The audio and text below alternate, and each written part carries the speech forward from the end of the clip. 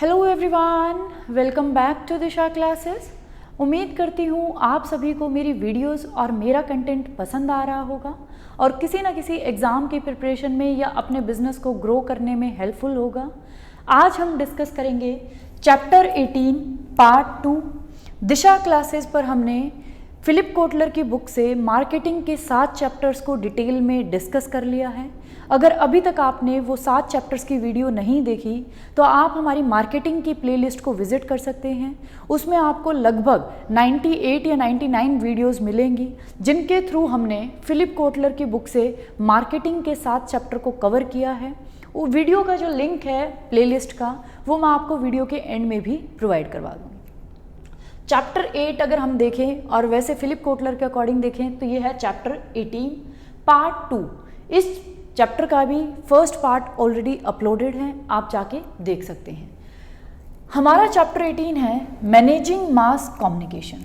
मास communications जो होती हैं, जब आप अपनी मार्केटिंग कम्युनिकेशन के लिए किसी ऐसे चैनल को यूज़ करते हैं जो मास कम्युनिकेशन का चैनल है, जिसमें आप अपने मैसेज को किसी एक पर्सन के लिए डाइवर्ट नहीं करते, आप मैसेज बहुत लोगों तक पहुंचाते हैं सेम टाइम पे। जैसे हम बात करें एडवर्टाइजिंग की, सेल्स प्रमोशन की, इवेंट्स एंड एक्सपीरियंसेस की, जब आपका मैसेज डायरेक्टेड होता है बहुत सारे कस्टमर्स के लिए या टारगेट ऑडियंस के लिए, या फिर हम बात करें पब्लिक रिलेशंस की, तो ये 4 कम्युनिकेशन के टूल्स हैं जिनको हम चैप्टर 18 में डिस्कस करेंगे। इनके अलावा जो कम्युनिकेशन के टूल्स बच जाएंगे उनको हम डिटेल में डिस्कस करेंगे चैप्टर 19 और 20 में। तो स्टार्ट करते हैं। पार्ट 2 स्टार्ट करने से पहले एक बार हम देख लेते हैं पार्ट 1 में हमने क्या डिस्कस किया था। पार्ट 1 में हमने डिस्कस किया था कि भी कैसे कंपनीज अपने एडवर्टाइजिंग प्रोग्राम को डेवलप कर सकती हैं, उसको मैनेज कर सकती हैं, क्योंकि एडवर्टाइजिंग एक कॉस्ट इफेक्टिव मेथड है अपने मैसेजेस को टारगेट ऑडियंस तक पहुंचाने का। फिर हमने देखा कि भी अगर आपको अपने एडवर्टाइजिंग के कैंपेन को डेवलप करना है, डिज़ाइन करना है, तो सबसे पहले तो मार्केटिंग मैनेजर को ये आइडेंटिफाई करना पड़ेगा उसका टारगेट मार्केट कौन है और उसके बायर्स का मोटिव क्या है। जब वो ये आइडेंटिफाई कर लेगा उसके बाद उसको 5 मेजर डिसीजंस लेने हैं जिनको हम बोलते हैं 5M। हमारे 5M क्या है, जिनके थ्रू आपकी क्या होगी, एडवर्टाइजिंग प्रोग्राम या कैंपेन डिसाइड होगा या हम कह सकते हैं डेवलप होगा। अगर हम उन 5M ऑफ एडवर्टाइजिंग की बात करें तो वो हमारे हैं मिशन। सबसे पहले तो आपको मिशन पता होना चाहिए, आपकी एडवर्टाइजिंग का मिशन क्या है, ऑब्जेक्टिव क्या है। उसके बाद सेकंड M है मनी। आपको ये डिसाइड करना है कि भी कितना फंड या कितना बजट आप एडवर्टाइजिंग को एलोट करेंगे और कितना उस फंड में से आप डिफरेंट मीडियाज को एलोकेट करेंगे। थर्ड M हमारा है मैसेज। अब आपको अपनी एडवर्टाइजिंग कैंपेन के लिए या प्रोग्राम के लिए मैसेज को सेलेक्ट करना है, उसको इवेल्युएट, पहले तो बहुत सारे मैसेजेस को जनरेट करना है, उनको इवेल्युएट करना है, फिर किसी बेस्ट मैसेज को सेलेक्ट करना है, फिर उसका एग्जीक्यूशन करना है। ये सारे काम आ जाएंगे मैसेज में। जब आपका मैसेज भी तैयार हो चुका है उसके बाद आपको 4th M मीडिया डिसाइड करना है कि भी किस मीडिया की आप हेल्प लेंगे, किस मीडिया के थ्रू आप अपने मैसेज को कस्टमर तक पहुंचाएंगे, टारगेट ऑडियंस तक पहुंचाएंगे। मीडिया का जब आप डिसाइड कर रहे हैं तो बहुत सारे फैक्टर्स को कंसीडर करना है। हर एक मीडिया की अलग अलग रीच है, अलग अलग फ्रिक्वेंसी है, अलग अलग इम्पैक्ट है, बहुत सारे मीडिया के टाइप्स हैं, उनमें से आपको मीडिया को सेलेक्ट करना है। 5th M हमारा है मेजरमेंट। जब आपने अपने मैसेज को मीडिया के थ्रू लॉन्च कर दिया, टारगेट ऑडियंस तक पहुंचा दिया एडवर्टाइजिंग के कैंपेन को, अब आपका 5th स्टेप होता है मेजरमेंट। अब आपको अपनी एडवर्टाइजिंग कैंपेन के या प्रोग्राम के रिजल्ट्स को मेजर करना है कि उनके क्या रिजल्ट्स हैं।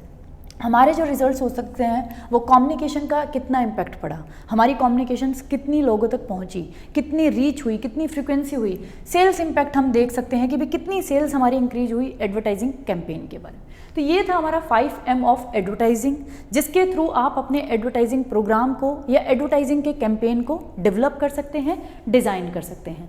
अब इन्हीं 5Ms को हम डिटेल में डिस्कस करेंगे, जिनके थ्रू आपको पता चलेगा कि भी अलग अलग M में क्या क्या फैक्टर्स हैं, या डिटेल में डिस्कस करेंगे तो आपको अच्छे से समझ आएंगे।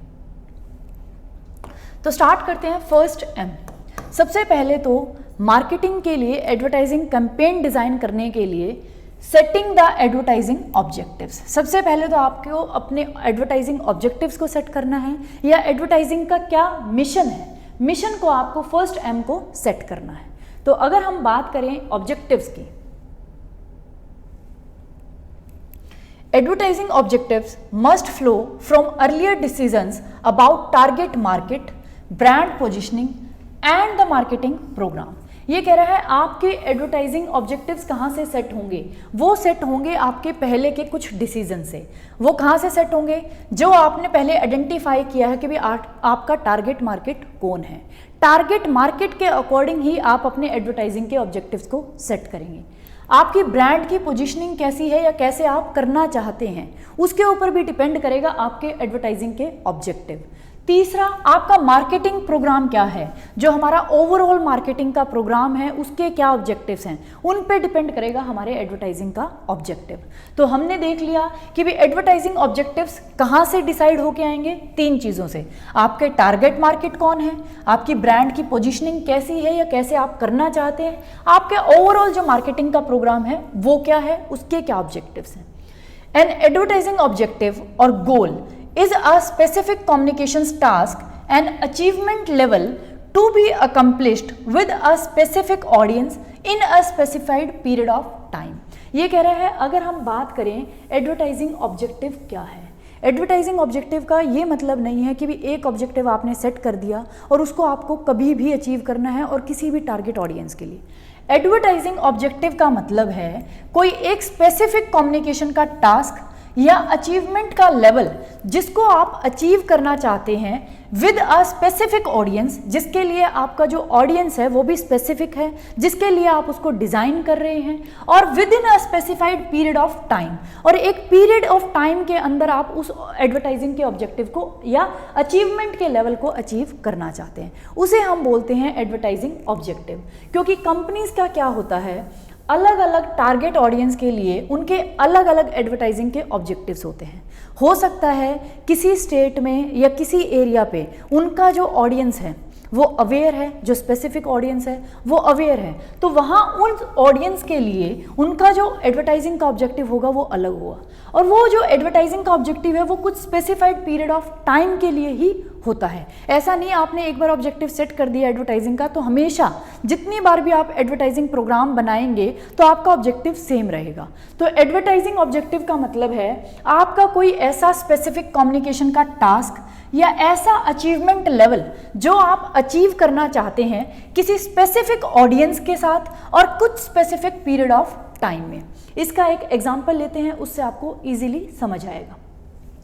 To increase among 30 million home makers who own automatic washers the number, ये कह रहा है आपका जो ऑब्जेक्टिव है वो इंक्रीज करना है द नंबर, कुछ नंबर को किनके बीच में, जो आपके 30 मिलियन होम मेकर्स हैं जो कैसी वॉशर्स को यूज करते हैं, ऑटोमेटिक वॉशर्स को यूज करते हैं, उन 30 मिलियन होम मेकर्स में से आपको इंक्रीज करना है the number who identify brand X as a low sudsing detergent and who are persuaded that it gets cloth cleaner from 10% to 40% in 1 year।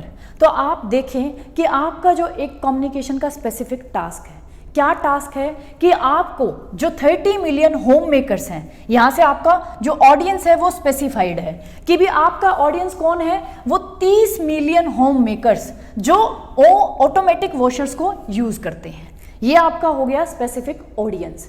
उसके बाद स्पेसिफिक पीरियड ऑफ टाइम, कितने period में आप इसको अचीव करना चाहते हैं, इन 1 ईयर। तो आपका टाइम भी फिक्स हो गया, आपका जो ऑडियंस है वो भी स्पेसिफाई हो गया कि 30 मिलियन होम मेकर्स जो ऑटोमेटिक वॉशर्स को यूज करते हैं, उनके बीच में जो नंबर है, जो हमारे कह सकते हैं ऑडियंस का नंबर है, जो ये मानते हैं अब जो ब्रांड एक्स है वो एक कम डिटर्जेंट को यूज करता है और कपड़ों को ज्यादा अच्छे से क्लीन करता है। ये चीज हमें उनके बीच में कम्युनिकेट करनी है, ये हमें उनको बताना है। तो ये हमारा हो गया स्पेसिफिक कम्युनिकेशन का टास्क, या आप कह सकते हैं अचीवमेंट। ये हो गया टास्क। अब बात आई अचीवमेंट लेवल की, क्या अचीव करना चाहते हैं, उस नंबर को हम इंक्रीज करना चाहते हैं कि 30 मिलियन होम मेकर्स में से आज सिर्फ 10% होम मेकर्स ये मानते हैं कि ब्रांड एक्स कम डिटर्जेंट यूज़ करता है और अच्छे से कपड़ों को साफ करता है। इस नंबर को हमें इंक्रीज करना है 40% तक। तो हमारा अचीवमेंट लेवल क्या है? 10% से 40% इस नंबर को हम इंक्रीज करना चाहते हैं कि 40%, 30 मिलियन होम मेकर्स में से जो ऑटोमेटिक वॉशर्स को यूज़ करते हैं उनमें से 40% जो हमारे होम मेकर्स हैं वो ब्रांड एक्स को आइडेंटिफाई करें। कैसे? वो ब्रांड एक्स को ऐसे समझे कि ये सबसे कम डिटर्जेंट यूज़ करता है और सबसे अच्छे कपड़ों को क्लीन करता है। तो ये हमारा हो गया, आपको एग्जाम्पल समझ आ गया होगा कि भी हमारा स्पेसिफिक ऑडियंस कौन है? 30 मिलियन होम मेकर्स जो ऑटोमेटिक वॉशर को यूज़ करते हैं। हमारा स्पेसिफाइड पीरियड कितना है? कितने टाइम में हम हमारा ये कम्युनिकेशन का टास्क अचीव करना चाहते हैं? 1 साल में। कम्युनिकेशन का क्या टास्क है? हम चाहते हैं कि जितने भी ये होम मेकर्स हैं इनको ये लगे कि ब्रांड एक्स सबसे कम डिटर्जेंट यूज़ करता है और सबसे अच्छे कपड़ों को साफ करता है। अचीवमेंट का लेवल क्या है? 10% से 40% हम लोगों को अवेयर करना चाहते हैं इस चीज़ के बारे में। क्लियर? ये होता है एडवर्टाइजिंग ऑब्जेक्टिव। तो आपने देखा होगा कि भी एक एडवर्टाइजिंग ऑब्जेक्टिव में 4 फीचर्स हैं। एक तो उसमें आपको स्पेसिफिक कम्युनिकेशन का टास्क करना है कि आपका क्या कम्युनिकेशन का टास्क है, क्या आप अचीव करना चाहते हैं। फिर उसके बाद दूसरा है अचीवमेंट का लेवल, कितना अचीवमेंट का लेवल आपको चाहिए? 10%, 20%, 30%। फिर कुछ स्पेसिफाइड ऑडियंस होगा, कुछ स्पेसिफाइड पीरियड ऑफ टाइम होगा। तो एडवर्टाइजिंग ऑब्जेक्टिव कोई सिंपल सी चीज़ नहीं है। आप देखें 4 फीचर्स उसके निकल के आए। फिर बात करते हैं, We classify advertising objectives according to whether they aim to inform, persuade, remind और reinforce। ये कह रहा है हम अगर एडवर्टाइजिंग के ऑब्जेक्टिव्स को क्लासीफाई करें, उनकी कैटेगरीज बनाएं, तो हम उनको किस बेसिस पे कर सकते हैं कि वेदर दे एम, क्या उनका एम इन्फॉर्म करना है, क्या उनका एम ऑब्जेक्टिव परसुएड करना है या रिमाइंड करवाना है या उनके डिसीजन को रीइंफोर्स करना है। These goals correspond to stages in the hierarchy of effects model discussed in chapter 21। वैसे जो ये हायरार्की ऑफ इफेक्ट्स मॉडल है इसको हम पिछले चैप्टर में भी डिस्कस कर चुके हैं, जो चैप्टर 17 था, और शायद ये चैप्टर 21 इन्हों से गलती में लिखा हुआ है। चैप्टर 17 में आपको ये एक मॉडल दे रखा है hierarchy of effects model.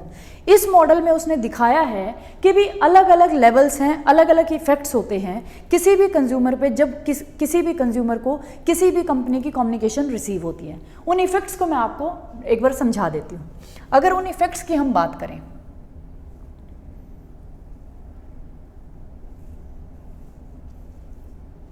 Hierarchy of effects में क्या था? पहले तो कंज्यूमर क्या होगा? Aware, awareness. अवेयर होने के बाद वो नॉलेज को गेन करेगा, नॉलेज के बाद वो लाइकिंग करेगा, लाइकिंग के बाद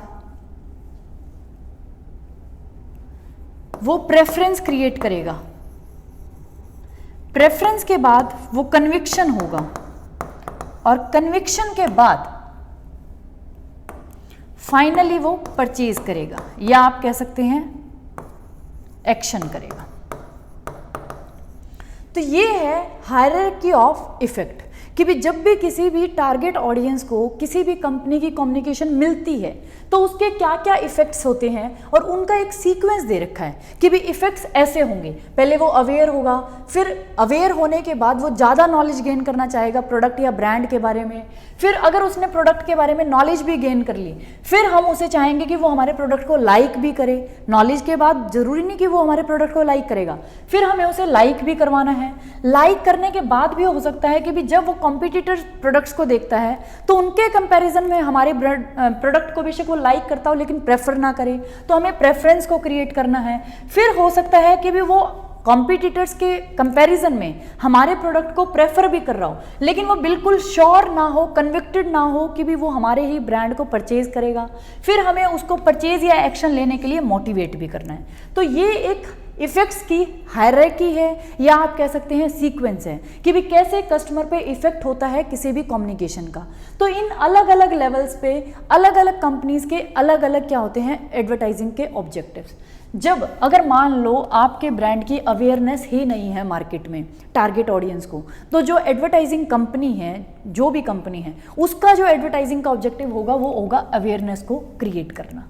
अगर आपके मार्केट में अवेयरनेस तो है लेकिन टारगेट ऑडियंस को इतनी ज़्यादा नॉलेज नहीं है कि आपके प्रोडक्ट के क्या फीचर्स हैं, क्या बेनिफिट्स है, कैसे वो काम करता है, क्या उसकी क्वालिटी है, तो आपका ऑब्जेक्टिव होगा अपनी ब्रांड के लिए नॉलेज को क्रिएट करना या बिल्ड करना कस्टमर के पास। फिर हो सकता है कि भी आपके प्रोडक्ट की नॉलेज भी हो उसे, लेकिन वो आपके प्रोडक्ट को लाइक ना करता हो, तो यहाँ जो कंपनी है उसका एडवर्टाइजिंग का या कम्युनिकेशन का ऑब्जेक्टिव होगा अपने प्रोडक्ट के लिए लाइकिंग को इंक्रीज करना। अगर आपके प्रोडक्ट में कोई कमी है, कोई रियल में प्रॉब्लम है, तो आप उनको सॉल्व करें और जो दोबारा वाली आपकी बेस्ट क्वालिटी है, इम्प्रूव्ड क्वालिटी है, उसको कम्युनिकेट करें और अपने प्रोडक्ट के लिए लाइकिंग को इंक्रीज करें। अगर हो सकता है आपके प्रोडक्ट को कंज्यूमर्स लाइक भी करते हैं लेकिन वो आपके कंज्यूमर को जब कॉम्पिटिटर्स की बात आती है तब प्रेफर नहीं करते, तो यहाँ एडवर्टाइजिंग कंपनी का ऑब्जेक्टिव हो सकता है अपनी ब्रांड या प्रोडक्ट के लिए प्रेफरेंस को क्रिएट करवाना, बिल्ड करवाना। फिर हो सकता है वो आपके प्रोडक्ट को प्रेफर भी करते हो लेकिन वो उसको लेके श्योर ना हो, कन्विक्टेड ना हो, तो यहाँ एडवर्टाइजिंग कंपनी का जो ऑब्जेक्टिव है या मार्केट जो भी कंपनी है उसका ऑब्जेक्टिव है अपने प्रोडक्ट के लिए कन्विक्शन क्रिएट करवाना। कन्विक्शन की भी बिल्कुल आपका जो कस्टमर है वो श्योर हो जाए। श्योर होने के बाद भी कस्टमर परचेज करने का एक्शन नहीं लेता या परचेज करने का डिसीजन नहीं लेता, तो यहाँ जो कंपनी है उसका जो कम्युनिकेशन का ऑब्जेक्टिव है वो है अपने कंज्यूमर को मोटिवेट करना, उसको परसुएड करना बाय करने के लिए। और उसको बाय करवाने के लिए हमें अलग अलग ऑफर्स देने पड़ते हैं, अलग अलग ऑप्शंस देने पड़ते हैं उसको स्टिमुलेट करने के लिए ताकि वो परचेज का एक्शन ले। तो ये है एक हायरार्की ऑफ इफेक्ट्स। कैसे कैसे, तो इन हायरार्की ऑफ इफेक्ट्स में हमने देखा कि कैसे कैसे कंपनीज के अलग अलग कम्युनिकेशन के ऑब्जेक्टिव हो सकते हैं। तो इन्हीं को हम एडवर्टाइजिंग ऑब्जेक्टिव भी बोल सकते हैं कि भी अलग अलग कंपनीज के अलग अलग लेवल्स पे अलग अलग एडवर्टाइजिंग के ऑब्जेक्टिव्स हैं। तो अगर हम इन एडवर्टाइजिंग ऑब्जेक्टिव्स को classify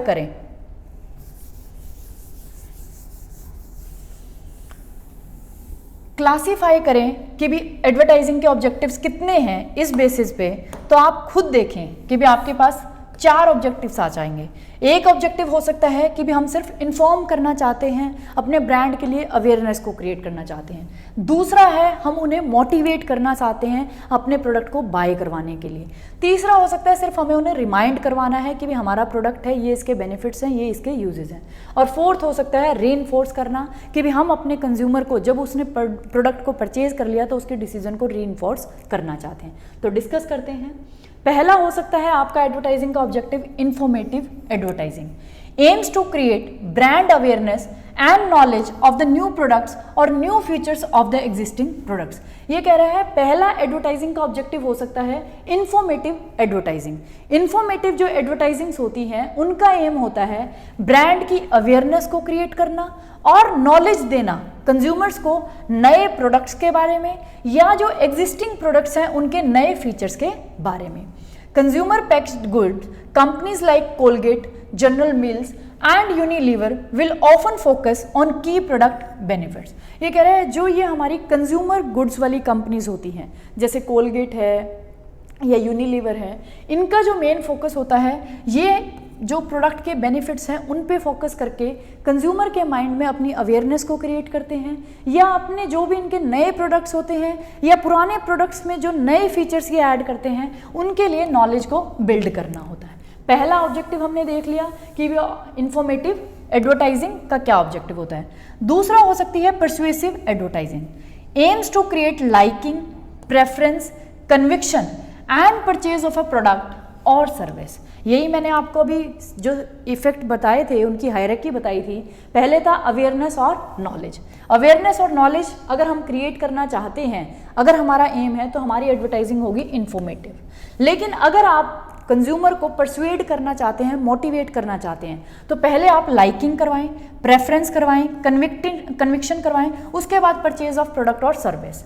Some persuasive advertising is comparative advertising which explicitly compares the attributes of 2 or more brands। ये कह रहा है कुछ persuade करने के लिए कंज्यूमर्स को मोटिवेट करने के लिए, परसुएड करने के लिए कुछ कंपनीज क्या करती हैं, अपनी एडवर्टाइजिंग को कंपैरेटिव रखती हैं। कंपैरेटिव का मतलब है कि वो अपनी एडवर्टाइजमेंट में अपने ब्रांड को किसी अदर ब्रांड के साथ कंपेयर करके कंज्यूमर को दिखाती है कि भाई कैसे उनकी ब्रांड दूसरे ब्रांड से सुपीरियर है। तो इस तरीके से हम कंज्यूमर को परसुएस भी कर सकते हैं। एक इन्होंने एग्जाम्पल दे रखा है, क्लियर। उसके बाद है थर्ड, रिमाइंडर एडवर्टाइजिंग। रिमाइंडर जो एडवर्टाइजिंग होती है उनका एम होता है to stimulate repeat purchase of the product and services. वो चाहती हैं कि भी कंज्यूमर जो भी उनका प्रोडक्ट या सर्विस है उसकी रिपीट परचेज करे, दोबारा दोबारा उसको परचेज करे। वो उसे रिमाइंड करवाती है अपने प्रोडक्ट या सर्विसेज के बारे में। Expensive 4 colour Coca Cola ads in magazines remind people to purchase Coca Cola. ये कह रहा है जो एक एक्सपेंसिव और 4 कलर में कोका कोला की एडवर्टाइजमेंट थी मैगजीन में, वो कंज्यूमर्स को या पीपल को रिमाइंड करवा रही थी कि आप कोका कोला को परचेज करें। तो हमारी ऑब्जेक्टिव जो एडवर्टाइजिंग है उसके ऑब्जेक्टिव्स आप देख सकते हैं, या तो इन्फॉर्मेशन प्रोवाइड करवाना कि भी अवेयरनेस और नॉलेज को क्रिएट करना, या फिर कंज्यूमर को मोटिवेट करना, परसुएड करना बाय करने के लिए, या फिर उनको रिमाइंड करवाना ताकि वो हमारे प्रोडक्ट या सर्विस को दोबारा दोबारा परचेज करें, उनके माइंड में रिमाइंड होता रहे कि भी ये प्रोडक्ट भी मार्केट में है। फोर्थ ऑब्जेक्टिव हो सकता है reinforcement advertising, aims to convince current purchasers they made the right choice. जो हमारी रीइंफोर्समेंट एडवर्टाइजिंग होती है उसका ऑब्जेक्टिव होता है हमारे करंट परचेजर्स को ये कन्विंस करना, ये विश्वास दिलवाना कि आपने जो डिसीजन लिया है हमारे प्रोडक्ट या ब्रांड को परचेज करने का, वो आपका डिसीजन राइट है, आपने राइट प्रोडक्ट को चूज किया है। Automobile ads often depict satisfied customers enjoying special features of their new car। ये जो रीइंफोर्समेंट वाली एडवर्टाइजिंग होती है कौन सी कंपनीज करती है? Automobile companies. वो अपनी एड्स में हमेशा मोस्टली दिखाती हैं कि उनके कस्टमर्स कितने सेटिस्फाइड हैं उनकी नई कार के नए स्पेशल फीचर्स को एंजॉय करके। क्लियर? तो ये अलग अलग ऑब्जेक्टिव्स हो सकते हैं अगर हम इनको क्लासीफाई करें हायरार्की ऑफ इफेक्ट्स मॉडल के बेसिस पे। फिर है The advertising objective should emerge from a thorough analysis of the current marketing situation। ये कह रहा है, ये तो हमने देख लिया कि आपके जो एडवर्टाइजिंग के ऑब्जेक्टिव्स हैं वो कहाँ से निकल के आते हैं, आपका टारगेट मार्केट कौन है, ब्रांड की पोजीशनिंग कैसी है, या ओवरऑल आपके मार्केटिंग का प्रोग्राम क्या है। फिर हमने देखा दूसरा वो निकल के आते हैं हायरार्की ऑफ इफेक्ट से, अगर आप उन्हें क्लासीफाई करना चाहें कि भी अलग अलग इफेक्ट्स होते हैं, उन पे अलग अलग ऑब्जेक्टिव्स हमारी एडवर्टाइजिंग के होते हैं। तीसरा ये कह रहा है जो हमारे एडवर्टाइजिंग के ऑब्जेक्टिव्स होते हैं वो अगर आप करंट मार्केटिंग सिचुएशन जो है उसका थोरो एनालिसिस करें तो वहाँ से भी आपको कुछ एडवर्टाइजिंग के ऑब्जेक्टिव्स मिल जाएंगे, वहाँ से भी निकलते हैं। इफ़ द प्रोडक्ट, जैसे अब समझिए, if the product class is mature, आपकी जो प्रोडक्ट की क्लास है वो मैच्योर है, the company is the market leader, क्योंकि आपका प्रोडक्ट की क्लास क्या है, मैच्योर है, जो आपकी कंपनी है वो मार्केट में लीडर है। ब्रांड यूजेज इज लो, लेकिन आपके ब्रांड की यूजेज कम है। द ऑब्जेक्टिव इज, तो आपका एडवर्टाइजिंग का ऑब्जेक्टिव क्या होगा, टू स्टिमुलेट मोर यूजेस। अब आपका ऑब्जेक्टिव होगा अपनी ब्रांड के यूजेस को स्टिमुलेट करना, उसको बढ़ावा देना।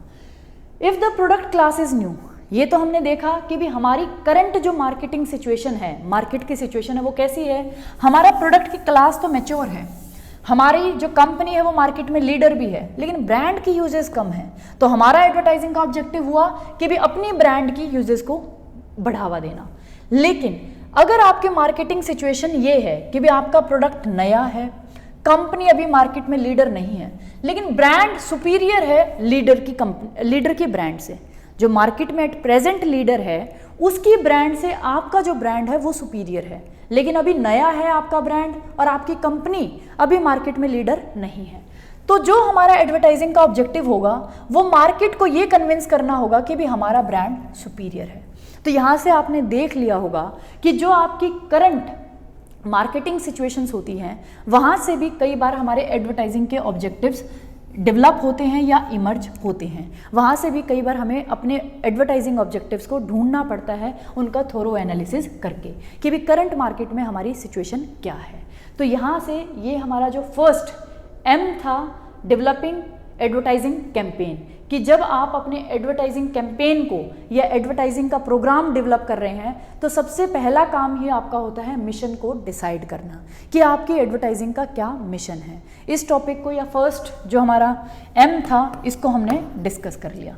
नेक्स्ट वीडियो में हम करेंगे सेकंड एम जो है हमारा मनी, कि भी कितना फंड आपको एलोकेट करना है या आप कितना स्पेंड करेंगे अपनी एडवर्टाइजिंग पे, और उस टोटल अमाउंट को कैसे आप एलोकेट करेंगे डिफरेंट मीडिया टाइप्स पे। क्लियर? अगर आपको कोई भी डाउट होता है मेरी वीडियो से रिलेटेड तो आप मुझे कमेंट बॉक्स में लिख सकते हैं। और सभी व्यूअर से बस मेरी एक ही रिक्वेस्ट है, आप देख सकते हैं मैं आप सबके लिए कितनी मेहनत कर रही हूँ, क्योंकि YouTube पे कोई भी ऐसा चैनल नहीं है जो फिलिप कोटलर की बुक से मार्केटिंग को करवाता हो। और मैं सिर्फ फिलिप कोटलर की बुक से मार्केटिंग को कवर नहीं कर रही, मैं आपको लाइन टू लाइन ये मार्केटिंग जो फिलिप कोटलर की बुक है उसी की पेज का PDF है। आप पेज नंबर भी चेक कर सकते हैं 569। इससे पहले हमने जो पेज नंबर किया है इस पे पेज नंबर है नहीं, सॉरी, ठीक है, तो 569 और नेक्स्ट पे अगर दिखा तो मैं आपको दिखा भी देती, इस पे भी पेज नंबर नहीं दिख रहा। तो page to page line to line मैं आपको यहाँ फिलिप कोटलर की बुक को कवर करवा रही हूँ। तो इन रिटर्न आप सभी से बस एक ही चीज़ एक्सपेक्ट करती हूँ कि मैं आपके लिए इतने एफर्ट्स कर रही हूँ, तो दिशा क्लासेस को प्लीज़ ग्रो करने में हेल्प करें। वीडियोस को प्लीज़ ज़्यादा से ज़्यादा शेयर करें, जिनके साथ भी आपको लगता है कि वो बंदा भी मार्केटिंग पढ़ना चाहता है या मार्केटिंग उसका भी सब्जेक्ट है, तो प्लीज़ जितने भी आपके फ्रेंड्स हैं, रिलेटिव्स हैं, आपके जितने भी ग्रुप्स हैं, उनमें दिशा क्लासेस की वीडियोस को प्लीज़ एटलीस्ट एक व्यूअर 5 या 10 लोगों तक तो दिशा क्लासेस की वीडियोस को पहुंचाए, शेयर करें। वही होगा कि भी आप मेरे एफर्ट्स के लिए मुझे पे बैक कर रहे हैं। अदरवाइज़ मैं आपसे कोई फ़ीस चार्ज नहीं करी या कुछ भी नहीं है। मतलब मुझे टीचिंग करना अच्छा लगता है, मुझे पढ़ाना बहुत अच्छा लगता है, इसलिए मैंने ये इनिशिएटिव लिया है। इसीलिए मैं चाहती हूँ कि भी मेरे एफर्ट्स को, इतने एफर्ट्स जो मैं आपके लिए डाल रही हूँ उसको पे बैक करने के लिए आप सिर्फ एक काम कर दिया करो, मेरी वीडियोज़ को शेयर कर दिया करो। और बहुत सारे व्यूअर्स तो ऐसे हैं जिन्होंने अभी तक चैनल को सब्सक्राइब भी नहीं करा, तो प्लीज़ चैनल को सब्सक्राइब कर लें। आपको कुछ भी नहीं करना, जैसे ही आप YouTube पे दिशा क्लासेस को सर्च करेंगे तो आपको दिशा क्लासेस का लोगो मिलेगा। मैं एक बार आपको दिखा भी देती हूँ, ये है हमारा दिशा क्लासेस का लोगो। ये देखिए, जैसे ही आप दिशा क्लासेस पर यहाँ आएंगे होम पेज पे, तो यहाँ साइड में आपको दिशा क्लासेस का सब्सक्राइब का बटन मिलेगा। सिर्फ आपको इस बटन को क्लिक करना है और उसके बाद आपको दिशा क्लासेस की सभी वीडियोस मिलती रहेंगी जैसे ही हम कोई भी वीडियो अपलोड करेंगे। और वीडियोस के नीचे जैसे ही आप वीडियो ओपन करेंगे या देखेंगे तो उसके नीचे एक बेल आइकन होता है। अगर आप बेल आइकन को भी प्रेस कर देंगे तो आपको उसी टाइम नोटिफिकेशन मिल जाएगी जैसे ही दिशा क्लासेस पर कोई भी वीडियो अपलोड होगी। तो प्लीज़ चैनल को भी सब्सक्राइब कर लें और वीडियोस के नीचे जो बेल आइकन है उसको भी प्रेस कर लें ताकि आपको नोटिफिकेशंस मिलती रहे हमारी वीडियोस की। Thank you for watching Disha classes and supporting Disha classes.